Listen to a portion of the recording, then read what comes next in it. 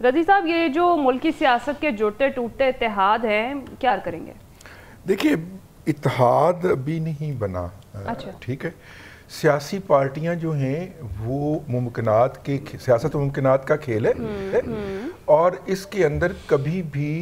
مخالف سے بدترین مخالف سے بھی ڈائیلاگ نہیں توڑا جاتا۔ ہم نے کالج لائف کے اندر، یونیورسٹی لائف کے اندر پولیٹکس دیکھی ہوئی ہے۔ اب ہمارے ہوتے ہوئے آخری الیکشن ہوئے تھے یونیورسٹی کے اندر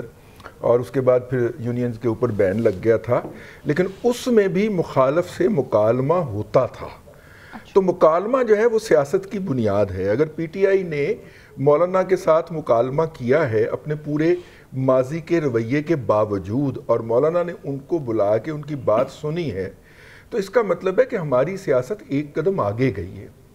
اور ہماری سیاست کے اندر جو ایوولوشن کا پروسیس ہے وہ ایک قدم آگے بڑھا ہے۔ بدترین سے بدترین مخالف کے ساتھ وہ ایک دوسرے کے مخالف الیکشن لڑیں کل کو، بھائی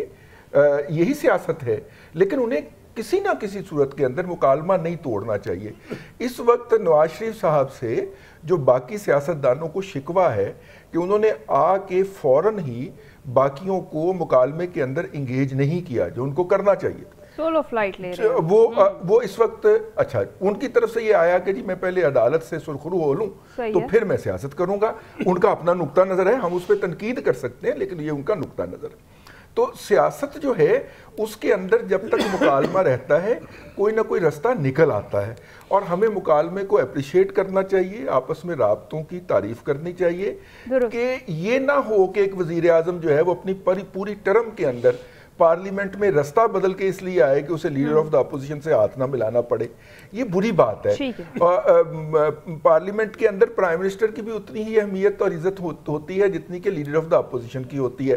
تو اگر اس روایات سے ہم ہٹ رہے ہیں تو میرا خیال ہے ہم مثبت طرف جا رہے ہیں نا، تو میں ذرا اس کو پازیٹیولی دیکھتا ہوں۔ رضی صاحب ایک تو اگر مشکلات کی بات کریں تو پھر آگے ممنوعہ فنڈنگ کیس بھی سماعت کے لیے مقرر کر لیا گیا ہے، اور دوسری جانب میں آپ کا کامنٹ چاہوں گی، فیض آباد دھرنا کیس پر فیکٹ فائنڈنگ کمیٹی جو ہے وہ بنائی گئی ہے، ٹی او آرز عمل درآمد رپورٹ کا حصہ ہے، کیا کہیں گے؟ میرا خیال ہے کہ یہ بہت بڑا ڈیولپمنٹ ہے، یہ جو فیض آباد حملے کے فیض آباد جو دھرنا ہے اس کے حوالے سے جو کمیٹی کا بننا جس کے اندر ذمہ داروں کا تعین کیا جائے گا، اور سپریم کورٹ اس نے جو جواب مانگ رکھا ہے وہ چونکہ اس کی سماعت آ رہی ہے قریب، تو اس کے لیے شاید یہ کمیٹی تشکیل ہوئی ہے۔ پاکستان کی تاریخ کے اندر نہیں، دنیا کی تاریخ کے اندر ایک آئینی عدالت کا جج جو تھا وہ نگران بیٹھا تھا کہ نواز شریف کو اور مریم نواز شریف کو نااہل کرنا ہے۔ اس کی آڈیو بھی آ چکی ہے، اس کی جو ہے وہ پبلک بھی ہو چکی ہے، ہم اس پہ بات نہیں کرتے، ہم اس آگے چلتے ہیں۔ وہ الیکشن بھی ہو گئے تھے جبکہ نواز شریف صاحب جیل میں تھے،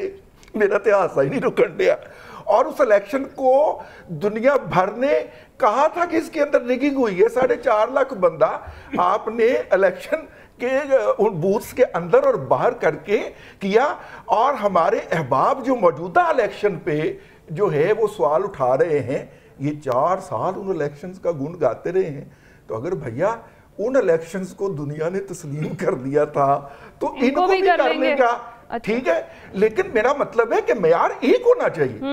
باپ اور بیٹی باہر نہیں آئیں گے، اس کی تو اب ثاقب نثار کی آڈیو بھی آ چکی ہے اور انہوں نے چیلنج بھی نہیں کیا آج کی تاریخ تک، صرف یہ کہا کہ اس کی سماعت نہیں ہو سکتی، انہوں نے چیلنج نہیں کیا اس کا جا کے فورینسک جو ہوا ہے۔ تو کہنے کا مطلب یہ ہے، لیکن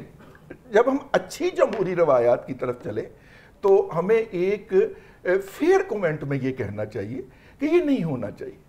ٹھیک ہے، وہ بھی غلط تھا، وہ نہیں ہونا چاہیے تھا، یہ بھی غلط ہے۔ پلڈاٹ سے لے کے اور وہ جو الیکشن کو مانیٹر کرنے والی ہماری پاکستان کی فافن بنی ہوئی ہے، سب نے تو ان الیکشن کی وہ کون سا ہوتا ہے جی، فارم 21 کے فارم 14، اس کے اوپر سوالات اٹھائے تھے اور وہ بہت بڑے سوالات تھے۔ عدالت نے